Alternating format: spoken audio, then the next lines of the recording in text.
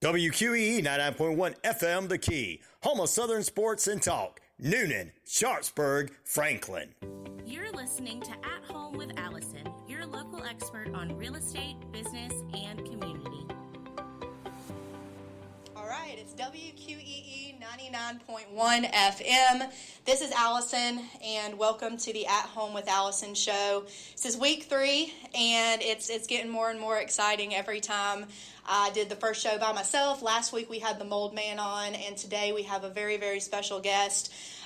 Skin is here from Fairway Mortgage, Skin Edge, and he's going to tell us about himself, about loans, and everything involved with that. But I do want to say, in the real estate process, and we'll get really far into this as we get talking, but there is a huge demand for having a very reliable lender. I always say that your lender is the make or break for your deal. Your agent can be great, they can do everything right, but if you have a lender on the back end that isn't organized or doesn't know, the little tips and tricks of how to move things quickly through the transaction, then you're going to run into a lot of roadblocks like delays and mismatched numbers and all types of things. So working with Skin has been incredible. I'm going to toot his own horn for him. Top 1% mortgage lender in the nation right here, guys. So if you're looking, I'm saying that up front,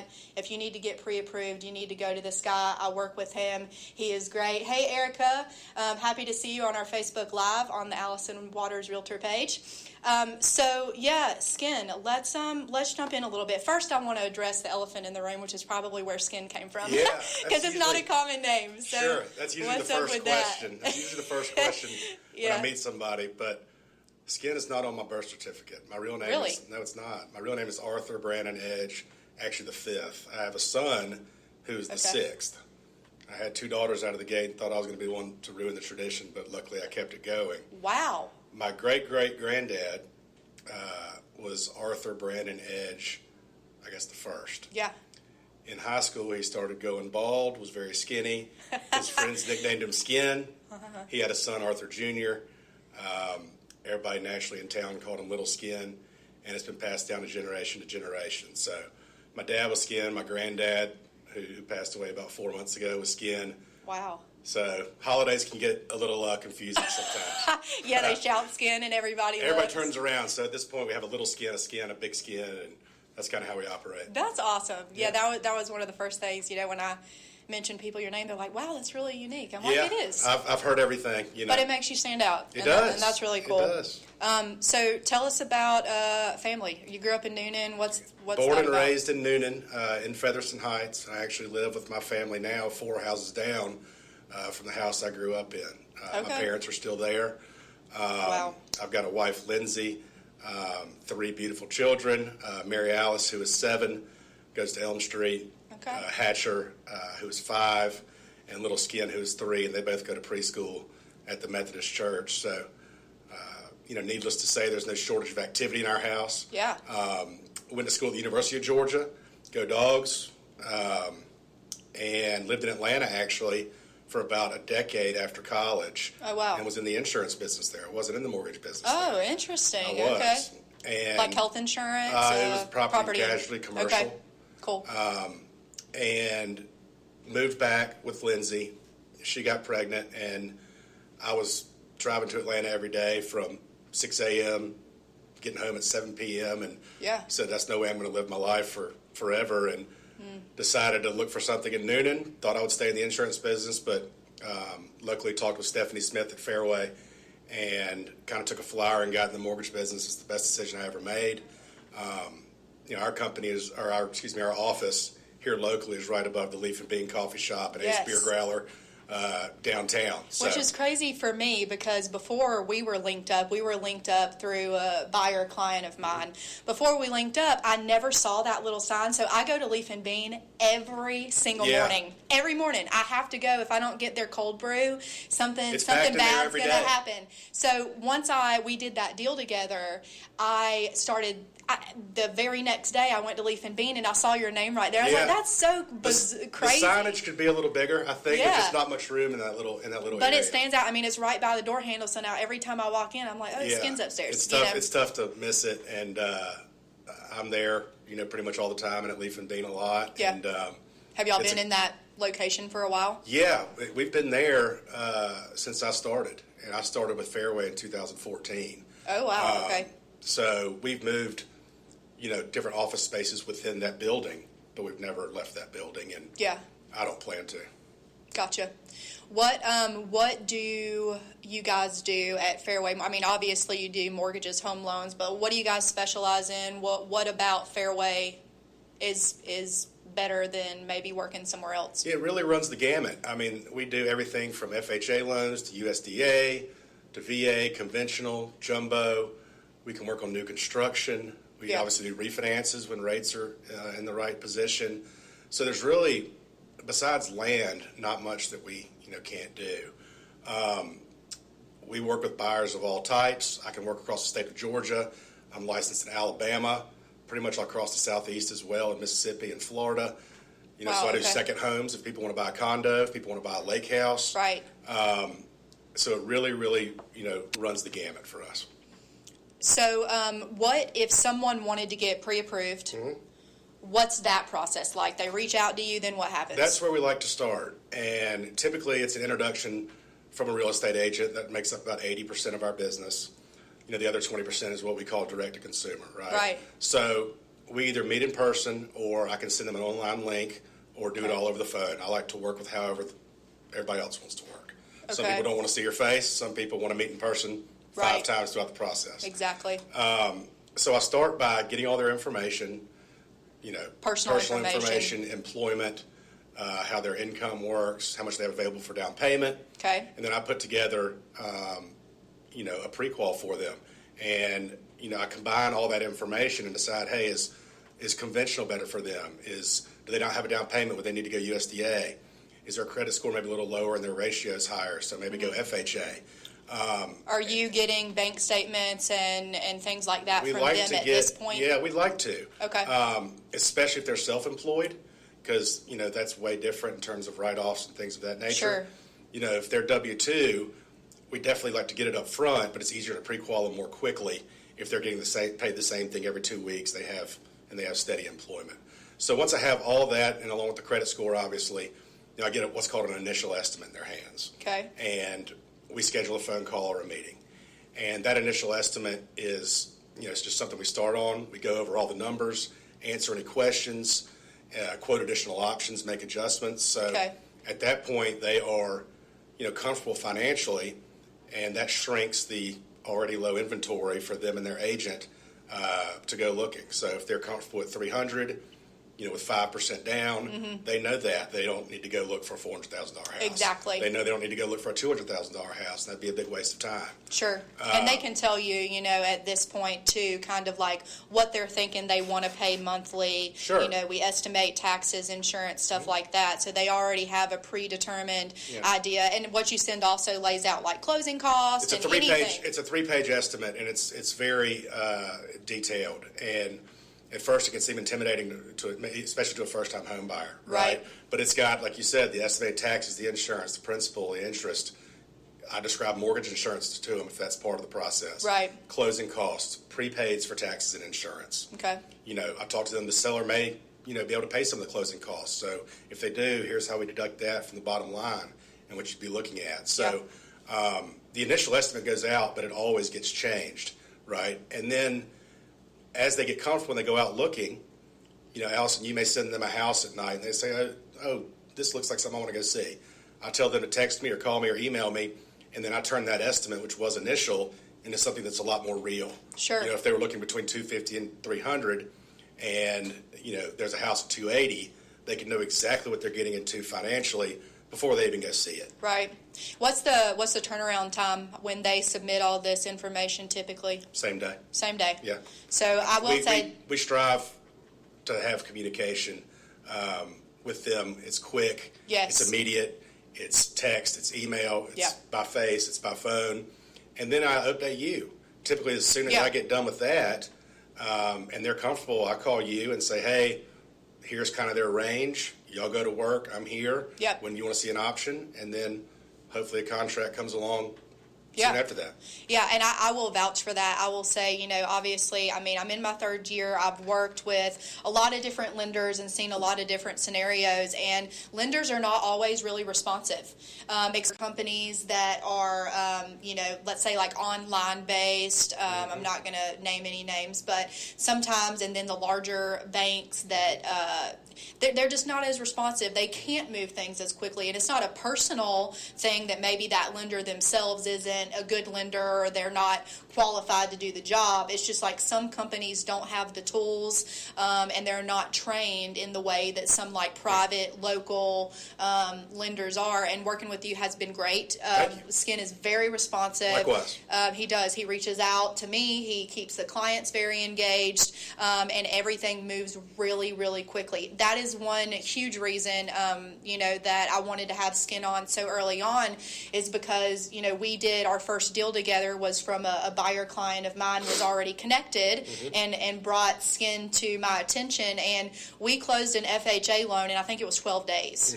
And I had never seen that before. Typically it's 21 to 30 days, even really, really awesome lenders that I still, have great relationships with. It's just they can't move that fast, and it's not them, it's their underwriters or their back end, and so your team has a really, really solid structure. And I was about to say, it's not just me, it's my team. I've got an assistant named Ariana who is a complete all-star, and one thing that makes my team different is I have a processor and an underwriter named Debbie Eaton, and she's wrapped into one. Okay. She can process loans and underwrite, for the most part, most of the loans we do. Yeah. That takes one set of eyes off it. That takes one extra step out of the game. Debbie's been in the business for 30 years. Yeah. And we're kind of all on the same page that communication is going to be the difference for us. And in a multiple offer situation, if somebody can close in 15 or 20 days versus 30 days, all things equal, a lot of times that wins you the deal. Yeah. So as long as the buyer can move quickly with us, getting us what we need, we'll close as quickly as I know for a fact anyone can. Right. Yeah, and there's some things that come up too that aren't the realtor's fault or the lender's fault. There's You're things. You're going to have roadblocks sometimes. Yeah, sure. there's FHA and USDA inspections. Things may be coming up, and the sellers may have to fix something that delays things out. HOA can take a little while getting the information. So if there are delays, sometimes that doesn't mean that it's anyone's fault. But the key there is communication. Yeah. If you have a reason for the delay, maybe you don't have title work in time, which is rare around here. Right. Maybe either your buyer's delaying you getting information. Like you said, maybe an HOA issue comes up or a title issue comes up. The big thing is to not sit on that. The big thing is to always be communicating with the buyer, with the buyer's agent, with the listing agent, and with the attorney, because we're all on the same team to get that deal closed on time per the contract, because that date is important, especially if the seller has to move. You see this chain link of transactions that needs to happen, and if one doesn't work, then none of them will. Sure. Or they'll all get delayed, and you don't have to deal with that, and my team luckily rarely does. Yeah. Well, that's absolute fact, and I really appreciate you being here. We're going to give you guys so much valuable information that you are absolutely going to want to hear. We are going to take a quick little break for a commercial, and when we return, we'll be talking about what's going on in the market right now. We're going to talk about the different types of loans, the interest rates, everything like that. So a quick break here. It's WQEE 99.1 FM, the At Home with Allison show. Whether you're looking to buy, build, or refinance your home, Skin Edge's experienced team at Fairway Mortgage is here to help. We offer a variety of loan options that can help you achieve homeownership with the speed and service you deserve. Plus, our team is dedicated to finding the right loan for you with great rates, terms, and costs to meet your specific needs. If you are interested in learning more, please contact Skin Edge at 770-316-4162, or please also visit our website at skinedgefairway.com. It's WQEE 99.1 FM. We are back. It's the At Home with Allison show. I have Skin Edge from Fairway Mortgage here, and we're going to jump right into it because this is information that you guys need to know. So, Skin, obviously, working in the, let's say, like late 2019 to early 2022 was absolutely nuts with probably the lowest interest rates we may ever see in our lifetime. Likely, yeah. So what do you think about that? Where are we at now? Completely different. Okay. After COVID hit, when rates go into an all-time low, it was an absolute fury of activity, and that was both on the purchase side and for us personally on the refinance side. Right. Everybody that owned a house was locking in rates in the 2s and the 3s, including myself, luckily. Wow. And then as inflation came up, our rates are always going to move with that. And they got up to the 7s plus last year. So it was a completely different market. At that point, that's going to price people out of the market. People are going to be skittish. People are going to be hesitant.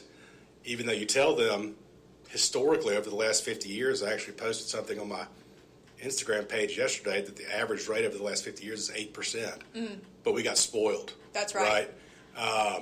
So now, as inflation is starting to slowly creep back down, we're seeing the rates in January, they were back to mid-5s, and we were doing it was great. February, with some actually strong economic information, they're back towards the mid-6s at this point. Okay. We're still seeing a ton of demand. I don't see, like a lot of the media will sensationalize, I don't see housing prices tanking. Right. This is not 2008. 2008 was the exact opposite. 2008, there was no demand and there was a ton of supply. Now we have a ton of demand and very little supply. Right. So that just simple economics tells you that we're not going to see a huge decrease in housing prices. I think they might be flat or maybe even increase a couple of points. Yeah. You're not going to see the 15 or 20% appreciation a year. Sure. Like you did in the last 3 years. But I wouldn't trust the local news when they start giving you housing info. I would talk to a local professional because every market's different, and we kind of know what we're talking about more. Yeah, I mean that's a huge misconception. Is that's what's going on here in the market is the housing going on crash over the is world. what we're talking about. Yeah. Yeah, I mean even in the surrounding markets, just from where we're at in Coweta and surrounding, Coweta is progressing with the value increase for homes more so than like Griffin or Fayetteville or we're actually seeing those maybe level out more than areas that are starting to develop a lot like Sharpsburg and Sonoya and places like that. So it really depends on where you are, and the whole interest rate thing I completely agree with. We're at an average interest rate range. Yeah, and there's realtors that work here in this office that tell me, I bought a house and my interest rate was 10.5. My parents bought their first house in 1980 and it was 17%. Wow. During the good old Jimmy Carter years. So I'm telling you, it really, it's crazy. We're spoiled, like I said. Right, it is. And people that saw, friends, family get in at that 2 3/4, 3 1/4 interest rate are like, this is ridiculous. I'm not going to be able to do this, or I'm going to wait for interest rates to come down. What do you anticipate? Do you think they're going to come down, or you think we're going to kind of stay where we're at? I mean, not down as far as we were, but... I always tell people if I could anticipate interest rates, I would own my own island. Yeah. But, right, just like the market. Exactly. But I think they're always going to move with inflation. So two key things to watch are the 10-year Treasury, which has been increasing lately, like I said, for February. It's at 3.9, I believe, today. And then the inflation, which the Fed is working to move down. Right. Unfortunately, to move inflation down, they're having to increase interest rates. And that's another big misconception out there, is that when the Fed increases interest rates, mortgage rates increase with them. Not the case. Actually, every time the Fed has increased the interest rates this year, mortgage rates in that same day have moved down. Wow. Whether that's okay. hard, it's kind of hard to believe. But the Fed interest rate is based on more short-term loans, car loans, credit cards, things like that. Oh, okay. Mortgage rates are going to follow inflation, and they're going to follow the bond market.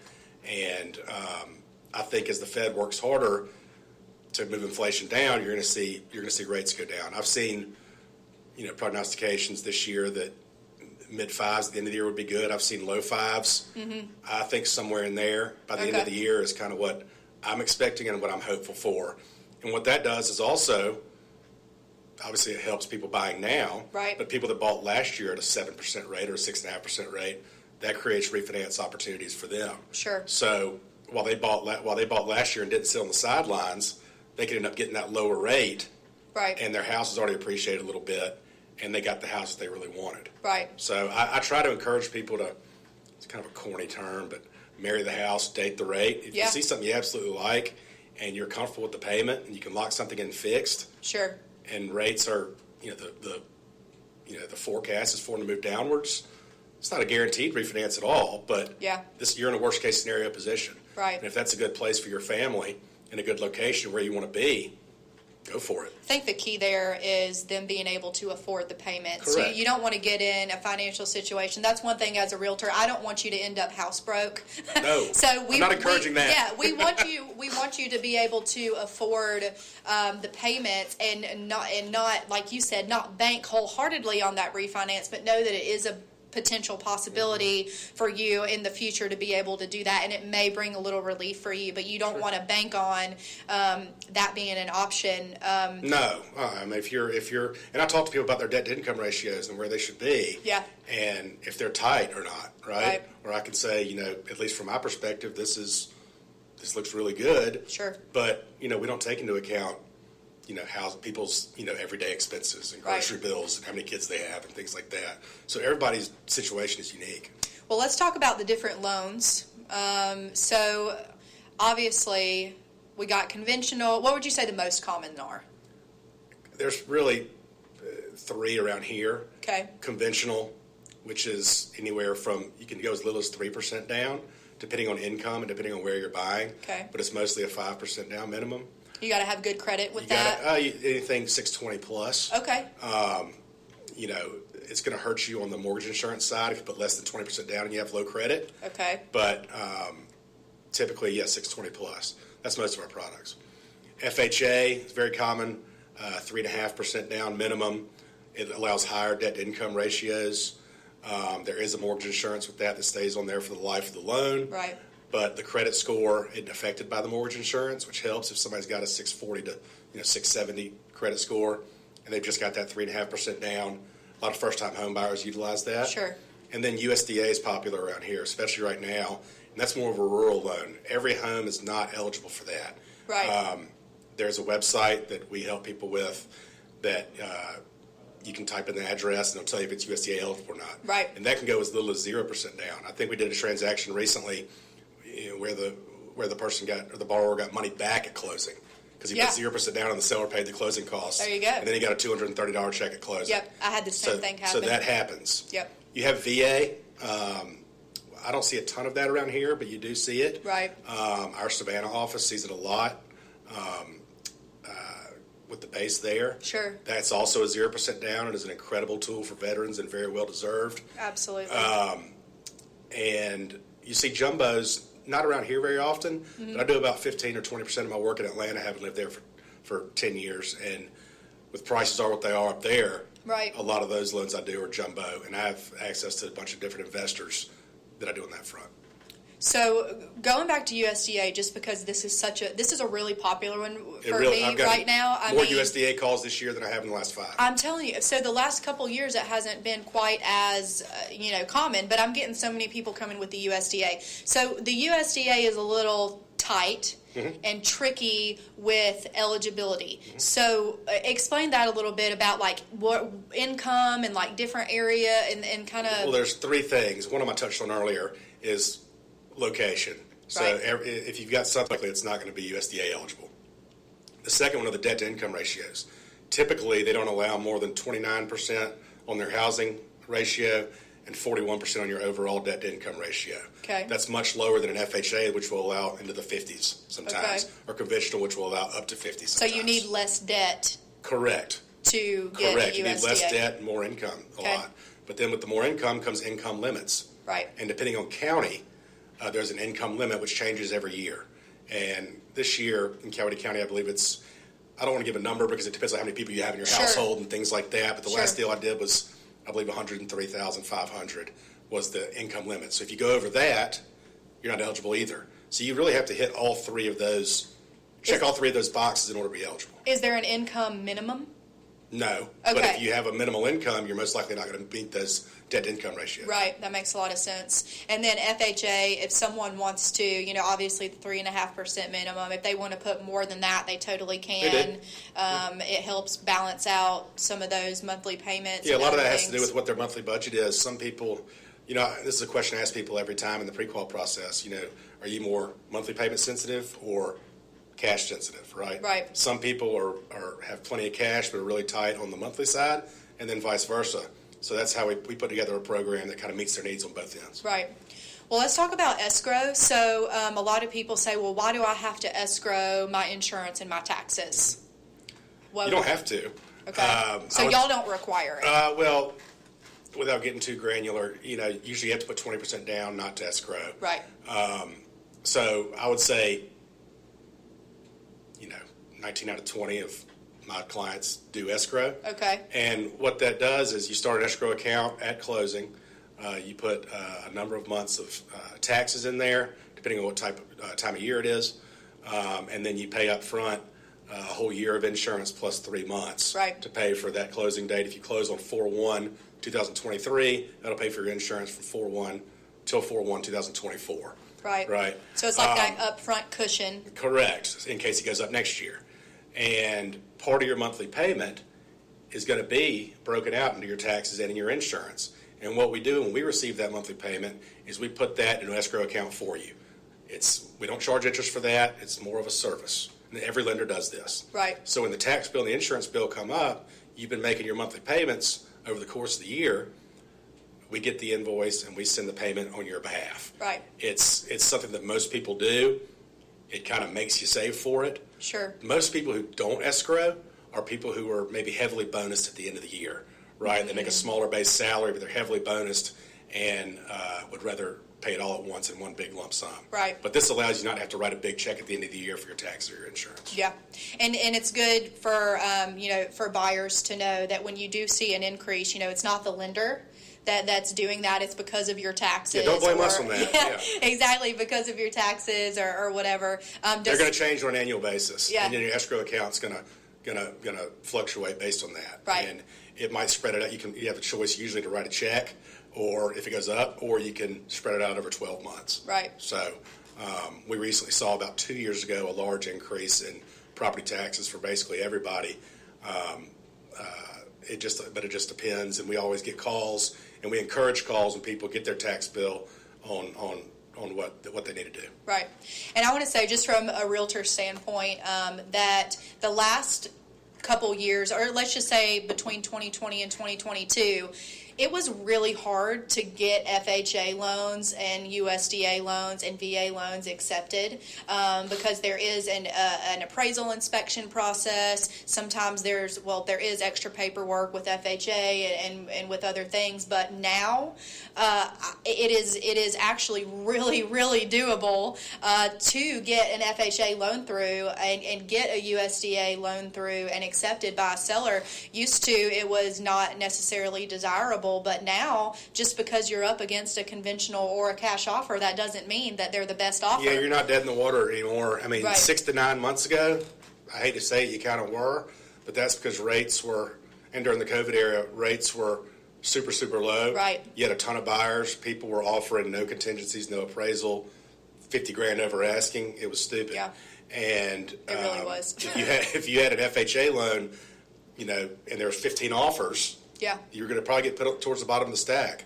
Now, with buyers having more, power in the market, we're seeing seller paid closing costs more. Right. We weren't seeing that back then. Exactly. We're seeing more concessions. We're seeing, actual appraisal contingencies again. Yep. So FHA loans don't have that stigma like they used to. That's right. For us, I've always never understood the stigma because if I say it's going to close, it's going to close. Right. And whether it's an FHA, conventional, USDA, whatever it is. Yep. So, for whatever reason, it got beaten to the sellers' heads that FHA was something to not really take on. I mean, there can be some repairs required with an FHA appraisal, Right. But from a financing perspective, we understand the guidelines, and if we issue a pre-qual letter, we're going to get to the finish line. Absolutely, and it's good to see that. I mean, it's good to see loans like FHA, like USDA and VA moving so quickly now, and people becoming more knowledgeable about them. So Helps first-time home buyers for sure. Absolutely, and if you guys have questions, anytime, obviously, I would love to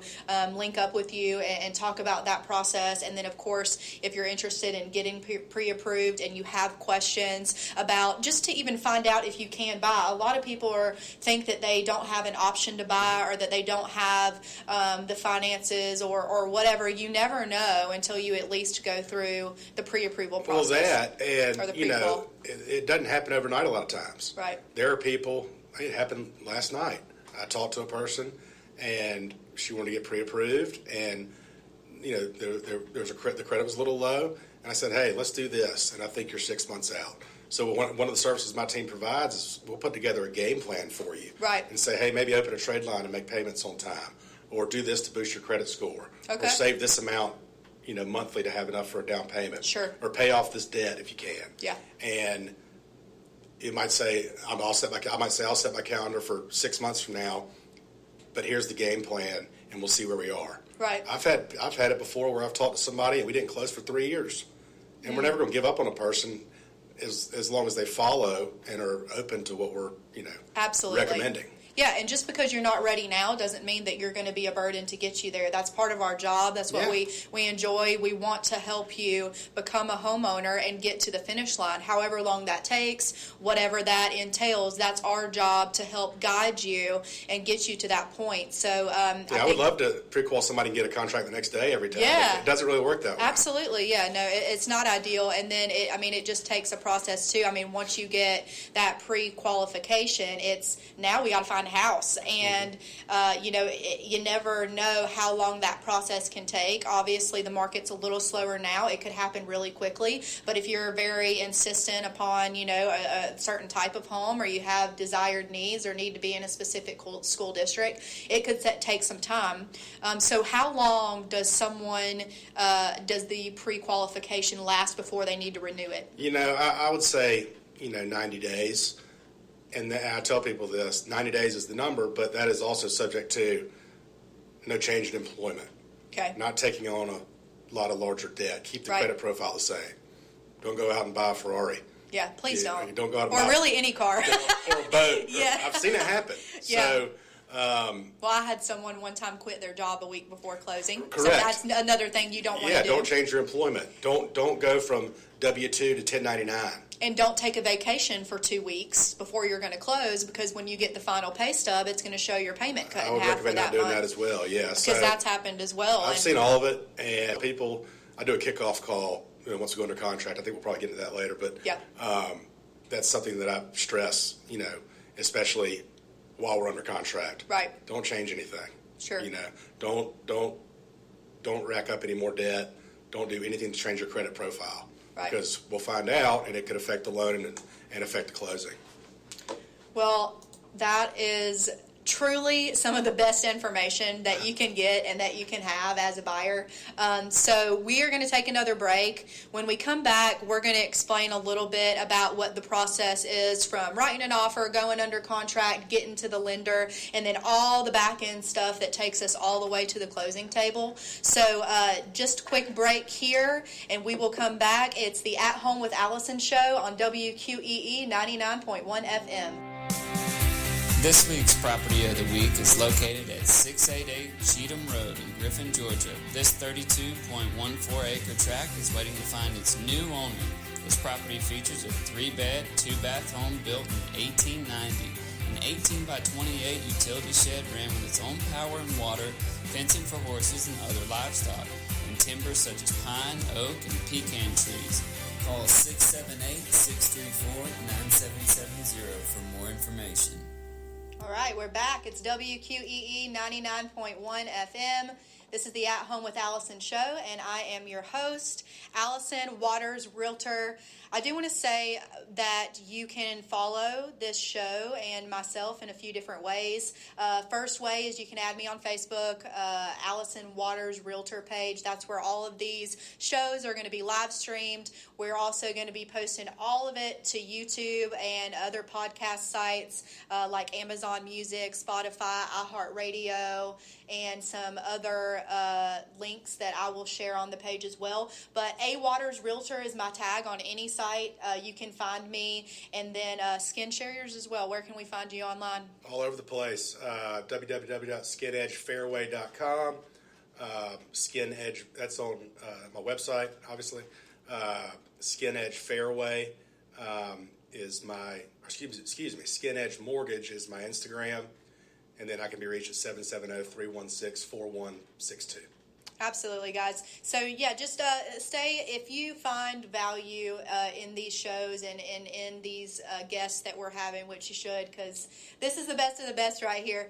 But we really want to be able to continue to share this knowledge with as many people as possible. So staying tuned in on the site and just sharing this and staying informed is absolutely, it's great for everybody. So Absolutely. We're going to jump a little bit into what the loan process looks like, but I want to talk a little bit about prior to that. So typically, I mean, you can go straight to a lender, but typically what you'd want to do is you want to get with your realtor first and have them connect you with someone that they are super connected with and have a reliable relationship with, like myself with Skin, and getting kind of an idea of what your first step is, which is to get with the lender, get that pre-qualification going. Then once you get that pre-qualification, like we talked about in the last segment, you get ready to find your house. And when you get the house, you write an offer. And at that point, we put all the terms together based on your desired budget, your desired price range. We try and negotiate some closing costs and some stuff from the seller to offset some of your expenses. And then we write that offer. And if we get accepted, that's where, I send everything to Skin. You would have already have talked to both of us at that point, and Sure. you would kind of know what you're going to expect. So, Skin, explain to us, obviously we can kind of bounce back and forth off this, but what happens when I send you the contract? What's the first thing? So the first thing I do is schedule a kickoff call with the buyer. We go through everything A to Z, how it's all going to work, collect any docs we don't have, get an appraisal order if it's required, order the title work, have them sign disclosures, lock the rate in. All that stuff is done the day we get the contract, right? So the buyer at that point typically has some information they need to get us. Once we have that information, the file goes to my processor and underwriter, Debbie Eaton, or the gatekeeper. Okay. She, Love it. She reviews everything and lets us know if there's anything lacking for her to underwrite it for approval. Mm-hmm.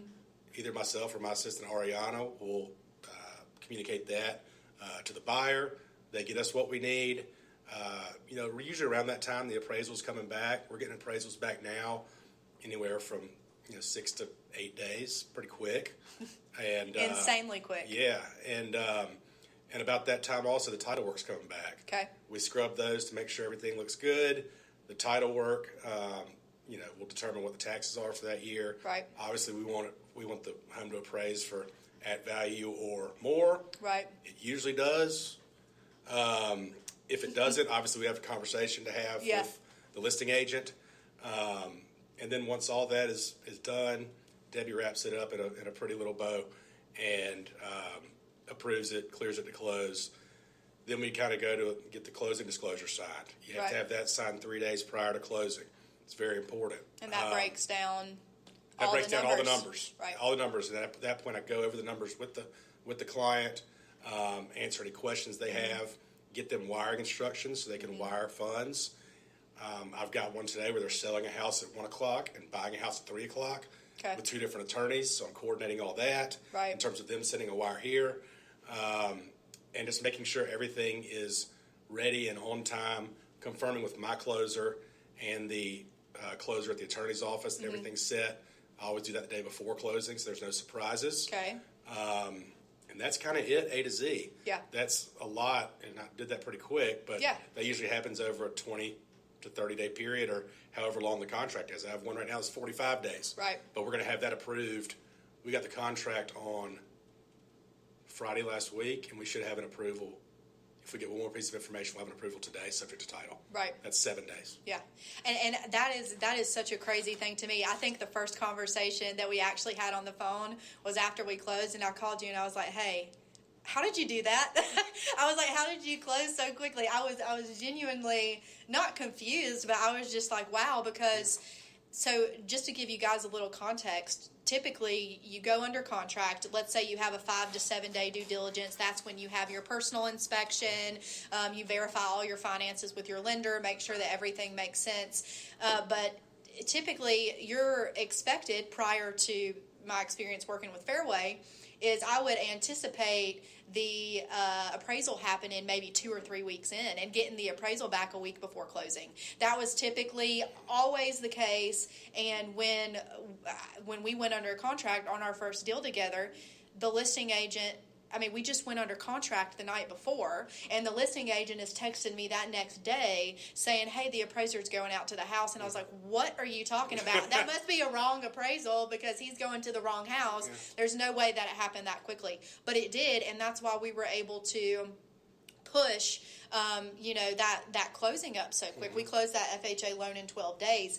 And that's you have your personal inspection, and then you're waiting, like you said, on the title and the appraisal and things like that. But typically, when we're doing appraisal contingencies and financial contingencies, which are your protections for those periods if your finances fall through or your appraisal falls through, typically, we're putting 21 to 25 days protection for you on a 30-day close, which isn't as desirable. Some people will come back and say, hey, we want you to do 14 days. And using a lot of other lenders, I will say, you need that full 21 days. But working with Fairway, we can put 10 or 14 days and feel confident that it's going to happen. I've put 0 days on a financing contingency because I'm not going to issue a letter unless I know for a fact it's going to close. Sure. Or unless something crazy happens on the buyer's end, like we talked about earlier, changing jobs or whatever. Those contingencies are dates that we always have to pay attention to. They're in our file. They're in our heads. If the appraisal contingency is 10 days, I know my due date needs to be about 7 or 8 days. Right. Financing contingency, I want to get the thing approved as quickly as I can so everybody's comfortable. And that's really important, too, about communication with a lender. The lender being someone that's reaching out and keeping everybody in the transaction informed. If there's been situations, thankfully not with my deals, but I train a lot of agents, the newer agents in our office. I'm the launch coach here at our Keller Williams office. And there have been some times where they're working with lenders that, their client chose or that they met through a friend and didn't have good rapport with. And that lender didn't order the appraisal within that appraisal contingency. So what that means is that if the lender isn't on top of the dates and the realtor isn't on top of the dates and communicating with that lender, what happens is, with the appraisal contingency in particular, if the appraisal doesn't happen in that time period and the appraisal falls short, and you've put up earnest money and the seller isn't agreeing to reduce that price, you're losing your earnest money because you're out of your appraisal protection and contingency. So it's so important when working with a lender that lender is on top of things and you guys move so quickly that it's like I don't even have to worry about it. But we're also always in touch, and that's where a lot of things go amiss. Yeah, communication is huge, and understanding those dates. And my goal and my team's goal, and I tell them this all the time, is I never want to have either agent, a buyer, or an attorney call me and say, hey, where are we on this deal? Right. Because they should always know. Yep. And if we over-communicate, that's way better than under-communicate. Yep. And so it's not a CRM that does it. It's me calling, picking up the phone. It's me texting. It's me emailing you saying, hey, we've hit this milestone. We got the title. We got the appraisal back. File's gone to processing. Files approved, files cleared to close, packages out. All that stuff is it's paramount for us to communicate that clearly and with all parties, because once again, we're all on the same team, and if one person is unaware of what's happening, it could affect the entire transaction. Right. Well, like I said, guys, this is just incredible information, and we want to just be there for you and be as reliable and as informative as possible. Who you choose to work with matters, especially in something as huge as purchasing a home. This is not a small deal. This is a big deal. It's a lot of money involved, a lot of different moving parts, and just one little thing can go wrong. And just because you work with a great lender, a great realtor doesn't mean that things aren't going to go wrong. You know, like we mentioned earlier, there's so many things that can happen in a transaction that's no one's fault. So just because something happens doesn't mean that someone didn't do something right, but you'll know when you're working with someone that's reliable that they're staying on top of things and that it's not their fault. You find a workaround too. Sure. I mean, there's plenty of people out there in any business that if they find a problem, they sit on it for a while. And that's the wrong way, in my opinion, to deal with it. Absolutely. You pick up the phone, you call, and then you find a solution. And, these things happen. Like you said, many times they're just circumstantial. Sure. And the goal is not getting mad at anybody or saying, why did this happen? The goal is to fix it. And fix it quickly. I think you've realized working with me now, like, that's a good point to bring up, is that when we're in this business, we just become problem solvers. And therapists, problem solvers. Definitely therapists. Yeah. Therapists and problem solvers. I think I do a lot of the therapy. That should definitely be a second job. But for me, I mean, people call me and stuff's hitting the fan and they're freaking out, and I'm just like, it's going to be fine. I'm not upset. It's going to work out fine. You know, I am very understanding as far as things happen. But if it's something that's in my control or someone hasn't done something right, we've worked and through enough transactions, especially Skin. You know, you've been doing this a lot longer than I've been doing real estate. But we are problem solvers and we have solutions, and that's the point too of working with people that are very experienced and very informed, because we know how to maneuver when things do go wrong, and that's a huge advantage of working with the right people. Absolutely. So. Absolutely. Well, cool. We're going to take our last and final break, and then when we come back, we're going to talk about some more stuff. We're going to get to know Skin a little bit more, find out about why he loves his job, and go into a little bit more some personal stuff to learn more. So we are going to take our last little commercial break, and then we shall return. And it's WQEE 99.1 FM on the At Home with Allison show. Have you been considering a career in real estate? At Keller Williams Realty Atlanta Partners, we prepare you to excel in your real estate career by providing award-winning training, family-based culture, and lead generation tools to build a business that lasts. If you're interested in learning about our pre-licensed school or how to get started, call 678-634-9770 or visit our website, atlantapartnersrealestateschool.com today. It's WQEE 99.1 FM. This is Allison Waters, Realtor, and welcome back to the At Home with Allison show. We have a very special guest, Skin Edge with Fairway Mortgage, top 1% mortgage lenders in the nation. Love saying that. It's just great to be connected with good people. But so let's talk a little bit more about you, right? You said you went to UGA. What did you go to UGA for? What was your degree? I actually majored in risk management insurance. Okay. And that's how I got into that business. I interned for a company in Atlanta the summer of between my fourth and fifth year. I didn't quite get out in 4 years. Yeah. And me either. Hey. Kept in touch with those folks and started working with them full time on their team. And then, we broke off and started our own company back in 2007, I believe it was. Okay. And I was there for 7 years and then sold out of it when I moved back to Noonan. Right.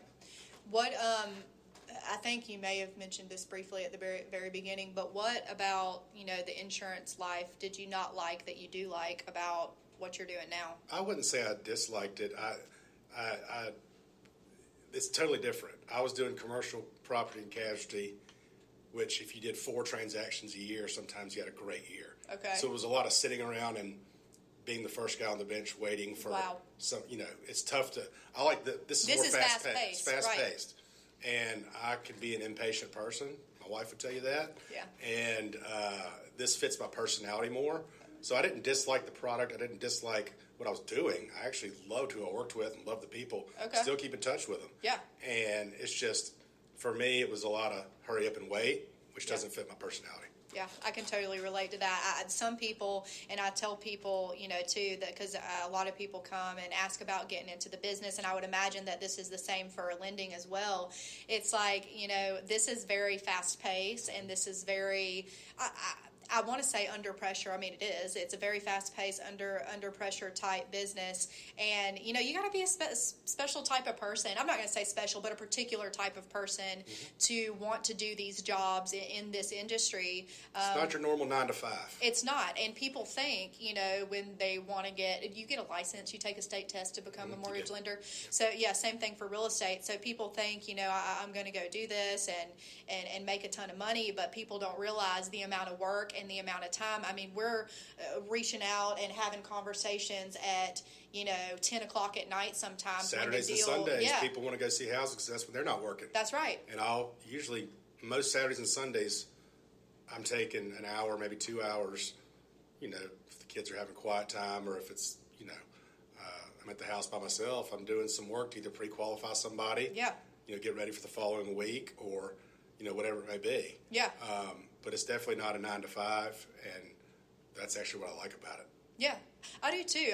There's a lot of leverage too. I mean, you can take off when you want to, but you're like me. When you told me about going to the beach, you're like, I'm going to be working. I'm leaving for California today, and I know my bosses will say, oh, well, you need to take a break and just put it away. I can't. No.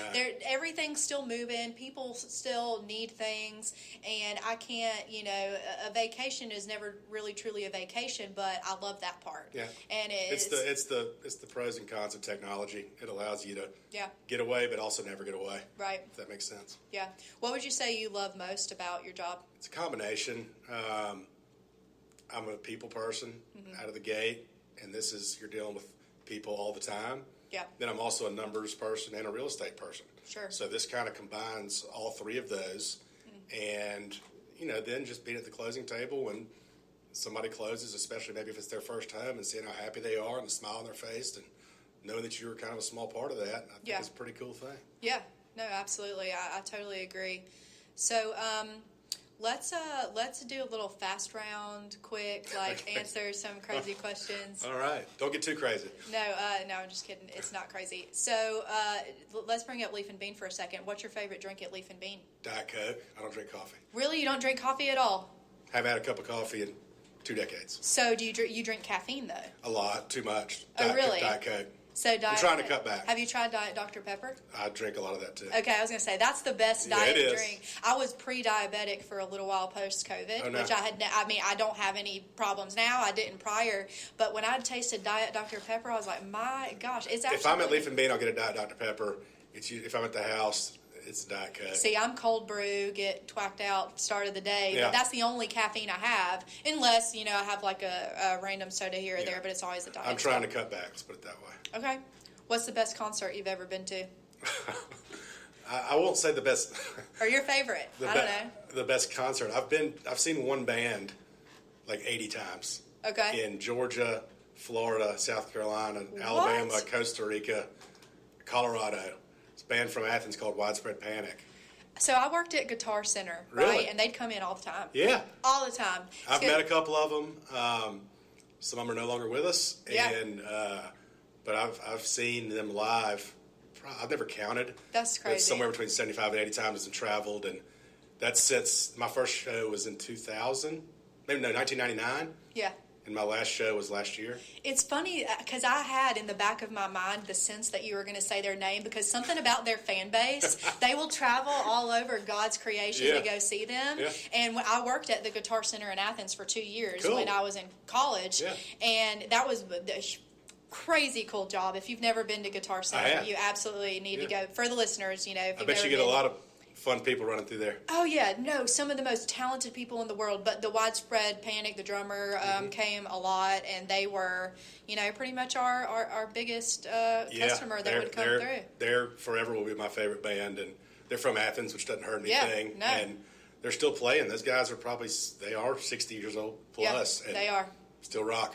So since you've traveled 80 places, it seems like, to see them, what's your favorite visit, place that you've ever been? I saw them at Red Rocks in Colorado. Are you talking about just vacation in general? Yeah, well, yeah. I mean, music? For them, okay, that makes. I saw them at Red Rocks. I've seen them twice, and each time, the first time was in 2002 when I was in college, and I saw them 3 nights in a row on a Friday, Saturday, Sunday. Yeah. And then the next time was with a buddy of mine, Mike Glover, and that was in 2019 when I was not in college. Yeah. And that was also 3 nights in a row. So I've seen him 6 nights at Red Rocks in a 17-year gap. Red Rocks is one of the coolest and most notorious arenas. Yeah. It's an all outdoor, like Coliseum style, made of rock, naturally made arena. And I have a friend actually that worked with me at Guitar Center. His band just played there. Oh, really? For the first time. They're getting pretty big. Future Birds? Yeah. There you go. I know Future Birds. Kiffy. I know he's a pedal steel player, and I know those guys very well. Oh my gosh. They actually played in Noonan. We had a party and they played in Noonan. Yeah. 3 or 4 months Yep, ago. Kiffy and I worked together for those 2 years at Guitar Awesome. Center. Yep. Small world. It is a small world. Yeah. So that's really He lives awesome. in Ohio now. Yeah. I just talked to him not long ago. I mean, we weren't like super close or anything, but we were definitely friends. I reached out to him recently after that show. Yeah. It's like, wow, that's awesome. Yeah, they congratulations. opened up for a band out there, and they are definitely on the rise. Yeah. So check out Future Birds if you haven't yet. I will say he's one of the most talented people I'd ever met in my Totally. life. He absolutely blew my mind, so it doesn't surprise me at all. Okay, so what is your favorite vacation spot in general? Or let's talk about somewhere you haven't been that you'd like to go. I've always wanted to go to South America. Okay. I want to go to Argentina, Brazil. Okay. You know, You've that been to area. Central America. You've been to Costa Rica. Yeah, I've been to Costa Rica. Okay. I saw Watchman Panic in Costa Rica. Okay, there you go. I've been to Belize on my honeymoon. Oh yeah. That was pretty neat. Nice. I'm going to Aruba next month. There you go. Yeah. Well, I went to Costa Rica last You're year. in California today, Aruba next month. Look Yeah, at you. Greece in June. Podcast must be doing well. Yeah, yeah. Hopefully it really takes off. Take me to Bali or something. That'd be nice. Okay, but I got married in Panama City actually. Oh wow. My wife is from Dothan.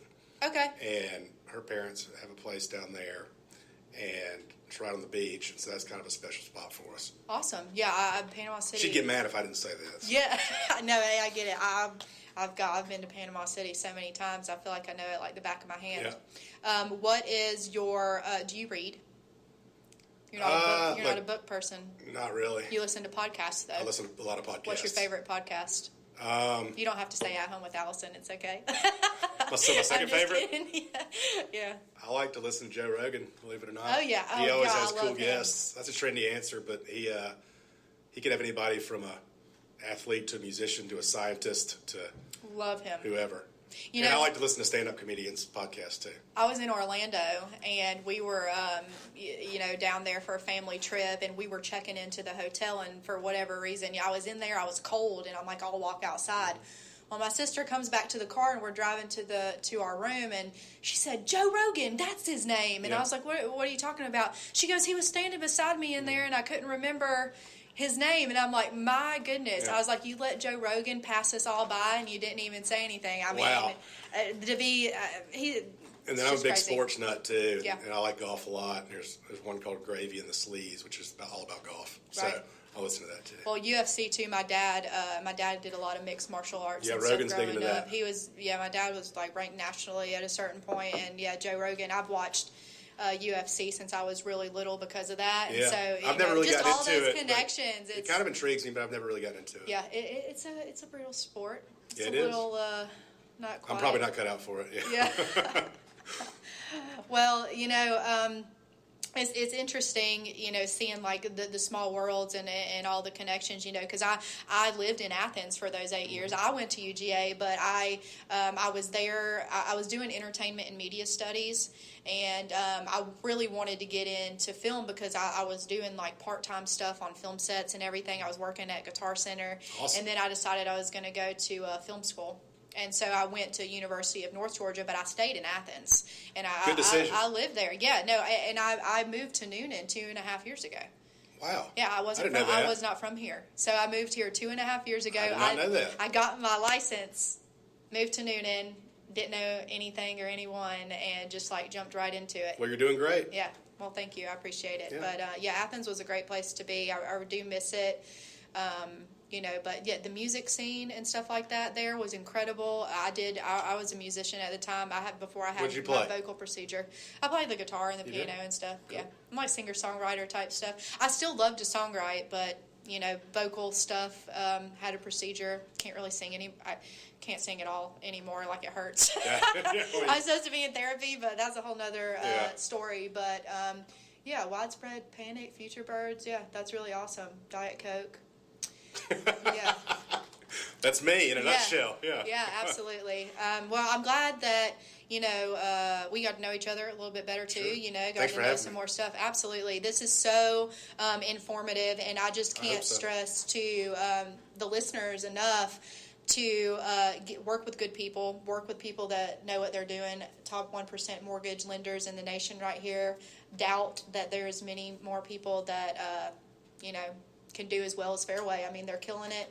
Of course, I would love to be your realtor. I would love to provide you an incredible experience. I really care about people. I can tell that Skin really cares about people. And we will work to get you to the finish line as best as we can. And matter of fact, I got a contract for you coming to you in a few hours. Good way to end the week. Yeah. So, and if I can take a second to speak about you, I've always been very impressed with how you work and your diligence and taking care of customers and always being there for communication and kind of working like we do, which is at all times to be there. And I know you've got a bright future ahead of you, and I'm excited for this podcast and happy to be one of the first guests. So thanks for inviting me. Absolutely. I really appreciate it. And as we grow, I'd love to have you back. By the way, as this grows, I really anticipate this just being something that's really informative for people, providing as much knowledge as possible. And we're going to have a nice data bank of,